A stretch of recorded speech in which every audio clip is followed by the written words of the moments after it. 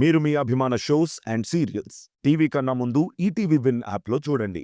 Download and subscribe to ETV win app. 99 రూపాయలు మాత్రమే.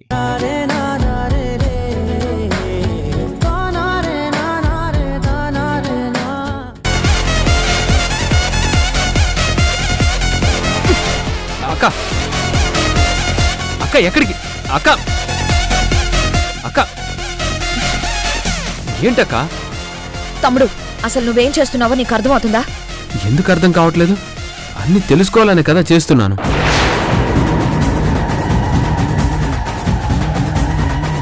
ఏంటక్క, నేనేం మాట్లాడినా నువ్వెందుకంత భయపడుతున్నావు? ఏం లేదు తమ్ముడు, నీ మాటల్లో ఎక్కడో ఏదో తేడా కనిపిస్తుంది, అందుకే.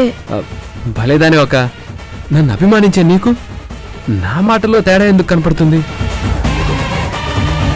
ఇంతకీ ఇక్కడికి ఎందుకు తీసుకొచ్చావు? అదే తమ్ముడు, నువ్విప్పుడు ఇంటికి కాబోయే అల్లుడివి, సృజన భర్తవి, కాబోయే పెళ్లి కొడుకువి. నువ్వు హీరోలా అందంగా ఉండాలి, అంతేకాని ఇంకా డ్రైవర్ లాగా వాళ్ళని వీళ్ళని డ్రాప్ చేయకూడదు.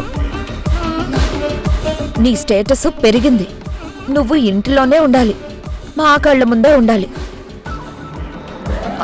ఆ తారం తీసుకెళ్ళి నువ్వు డ్రాప్ చేయాల్సిన అవసరం ఏముంది? అది కాదక్క, నేనింకా ఇంటికి అల్లుండి కాలేదు కదా, అల్లుండి అయ్యాక ఆలోచిస్తాను. అవును, నా పెళ్ళంటే ఒక విషయం గుర్తొచ్చింది. బావగారు ఎక్కడున్నారు?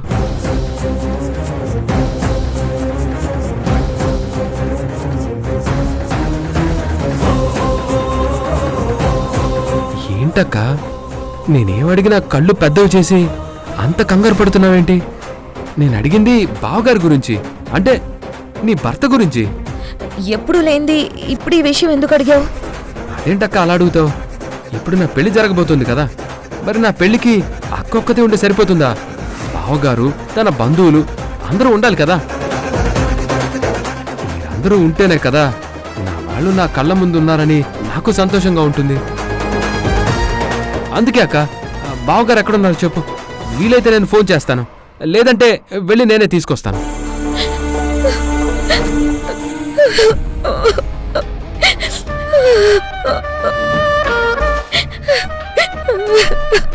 ఆయనే ఉంటే నేను ఇక్కడ ఉండాల్సిన కర్మ నాకే ఉంది.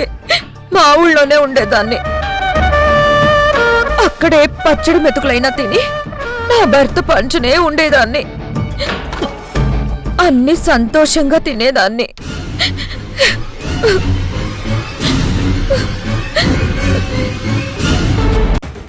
అంటే బావగారు లేరా అక్క? లేరు తమ్ముడు, చచ్చిపోయారు. అవునా? ఎలా? ఏం చెప్పమంటావు తమ్ముడు, విధి మా మీద పగబట్టింది. మీ బావగారికి తన చెల్లెలంటే ఎంతో ఇష్టం. ఆ చెల్లెలు కూడా అచ్చం మన తారలాగే ఉండేది. తన పేరు కాంతార. తన మీద బెంగ పెట్టుకుని ఆయన ప్రాణాలు కోల్పోయారు.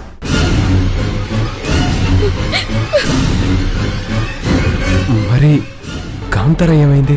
చచ్చిపోయిందని అనుకుంటున్నారు, కానీ పూర్తిగా నాకు తెలీదు. కానీ ఆ బెంగతో నా భర్త నాకు దూరం అయిపోయారు, నా జీవితం అన్యాయం చేశారు. నేను ఇలా ఒంటరిగా మిగిలిపోయాను. ఎంత కష్టం వచ్చిందక్క నీకు? సరే, మరెక్కడో పల్లెటూరులో ఉండాల్సిన నువ్వు ఇక్కడికి ఎలా వచ్చావు? వీడికి బుర్ర దొబ్బి గతం మర్చిపోయినా లాజిక్లు మాత్రం బాగా అడుగుతున్నాడు. తెగిన గాలిపటం గాలికి రెపరెపలాడినా ఏదో ఒక చెట్టు కొమ్మకు తగులుకుంటుంది, అదే దానికి నీడవుతుంది. నా పరిస్థితి కూడా అదే అయ్యింది. ఆదిత్య గారి భార్య అహల్యదేవి గారు నన్ను ఇక్కడికి తీసుకొచ్చారు. ఇంటి పనులవి చూసుకోమనన్నారు. అప్పటి నుంచి ఈ ఇంట్లోనే ఉంటూ ఈ నీడలోనే బ్రతుకుతున్నాను. కానీ చూసావా, ఆవిడ కూడా ఈ ఇంటిని నాకు అప్పగించి అనుకోకుండా పైకి వెళ్ళిపోయారు. అప్పటి నుంచి ఆ ఆదిత్య గారిని కనిపెట్టుకుంటూ అందరినీ చూసుకుంటూ నా బాధ నా మనసులోనే దాచుకుంటూ నేనిక్కడ ఇలా బ్రతుకుతున్నాను తమ్ముడు. నేను ఒంటరిని తమ్ముడు. నా వాళ్ళంటూ నాకెవరూ లేరు.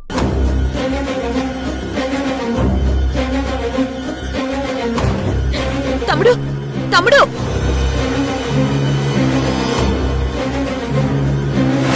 తమ్ముడు, నువ్వేసే ప్రశ్నలన్నిట్లోనూ అనుమానం కనిపిస్తోంది. నన్ను ఎంక్వైరీ చేస్తున్నావేమో అనిపిస్తుంది. ఇప్పుడు కూడా నా మాట పూర్తి కాకుండానే ఎక్కడికో వెళ్ళిపోయావు. తెలుసుకోవాలి, నువ్వేసే ప్రతి అడుగు నీకు కనిపెట్టాలి.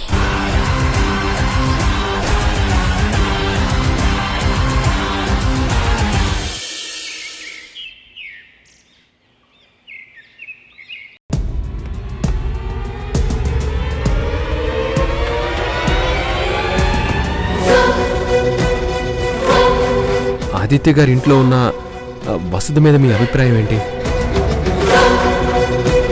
అందులో మీ ఇద్దరి మధ్య ఒక మంచి స్నేహబంధం ఉంది కదా. మీరైతే కరెక్ట్గా చెప్తారని మిమ్మల్ని అడిగాను. వాళ్ళ మరదలు కాంతారా అచ్చం నాలాగే ఉండేదంట. ఓ 2-3 సార్లు నన్ను అడిగింది కూడా. మరది మీరేం చెప్పలేకపోయారా?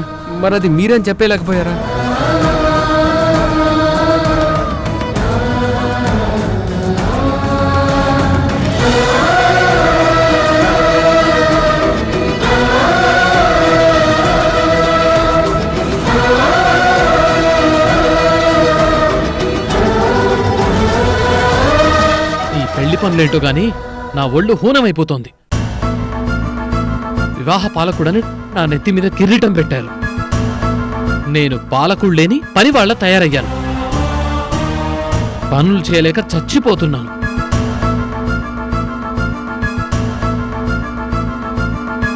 ఏంటి తారా, నేనింత మాట్లాడుతుంటే నువ్వు కనీసం ఏది మాట్లాడవేంటి?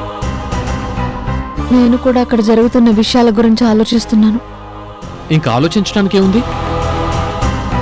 ఎవరిని అడగకుండా వాళ్ల పెళ్లికి ముహూర్తం పెట్టేశారు. గోపి అందరి ముందు ఐ లవ్ యూ సృజన అని చెప్పాడు. ఈ విషయంలో నేను కూడా లేట్ చేయను అంటూ మా మామయ్య ముహూర్తం కూడా పెట్టించేశాడు. ఇదిగో అన్ని పనులు నాతో చేయించడానికి వివాహ పాలకుడు అని పేరు కూడా పెట్టారు నాకు. నేను నీ గురించి ఆలోచించడం లేదు శ్రీకర్, గోపి గురించి ఆలోచిస్తున్నాను. నేను కూడా గోపి గురించి ఆలోచిస్తున్నాను.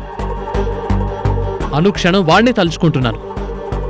అది కాదు శ్రీకర్, గోపి ప్రవర్తనలో మార్పు స్పష్టంగా కనిపిస్తోంది. అది నువ్వు అబ్జర్వ్ చేసావా? ఎందుకు చేయలేదు? బాగా చేశాను. నిన్నటి వరకు ఏమీ తెలియనట్టు అమాయకంగా ఉండేవాడు. ఇప్పుడు మాత్రం అన్నీ తెలిసిన వాడ్లా అతిగా ప్రవర్తిస్తున్నాడు. ఈ తేడా ఎందుకొచ్చిందో నాకు కూడా తెలియట్లేదు. అదే తెలుసుకోవాలి. గోపిలో సడన్ గా ఈ మార్పు రావడానికి కారణం ఏంటి అనేది మనం ఖచ్చితంగా తెలుసుకొని తీరాలి. నువ్వు చెప్పింది నిజమే తారా. ఈ పెళ్లి జరిగేలోపు అన్ని విషయాలు తెలుసుకోవాలి. నా మనసు చంపుకొని ఈ పనులు చేయలేక చచ్చిపోతున్నాను. దీనికి కారణం ఆ గోపిగాడే. సృజన గోపి బయటకెళ్ళొచ్చిన దగ్గర నుంచి గోపిలో ఈ మార్పు తెలుస్తోంది. ప్రతి చిన్న విషయాన్ని పెద్దగా ఆలోచిస్తున్నాడు. ఏంటి గోపి అని అడిగితే ఏమీ చెప్పడం లేదు. అదేంటో తెలుసుకోవాలి. అవును, వాడు చాలా తెలివిగా అన్నీ చేస్తున్నాడు. తప్పకుండా తెలుసుకొని తీరాలి.